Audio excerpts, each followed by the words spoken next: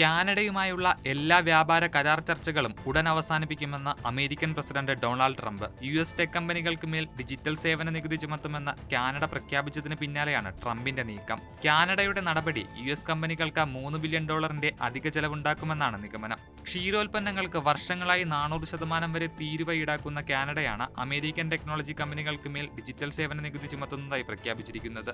ഇത് തങ്ങളുടെ രാജ്യത്തിനെതിരായ പ്രത്യക്ഷവും നഗ്നവുമായ ആക്രമണമാണെന്ന് truth സോഷ്യലിലൂടെ Trump അഭിപ്രായപ്പെട്ടു. അമേരിക്കയുമായ വ്യാപാരത്തിന് നൽകേണ്ടി വരുന്ന തീരുവ അടുത്ത 7 ദിവസത്തിനുള്ളിൽ കാനഡയെ അറിയിക്കുമെന്നും ട്രംപ് വ്യക്തമാക്കിയിട്ടുണ്ട്. കാനഡ 3% ഡിജിറ്റൽ സർവീസ് ടാക്സ് ഏർപ്പെടുത്തിയാൽ ആമസോൺ, ആപ്പിൾ, ഗൂഗിൾ തുടങ്ങിയ വമ്പൻ കമ്പനികൾ പ്രതിവർഷം $2 ബില്യൺ നൽകേണ്ടതായി വരും. US-ഉമായുള്ള വ്യാപാര ചർച്ചകളുടെ ഭാഗമായി ഈ പ്രശ്നം പരിഹരിക്കാമെന്ന പ്രതീക്ഷയിലാണ് കനേഡിയൻ ഉന്നത ഉദ്യോഗസ്ഥർ. നിലവിൽ കാനഡയിൽ നിന്നുള്ള 75.9% കയറ്റുമതിയും നടക്കുന്നത് അമേരിക്കയിലേക്കാണ്.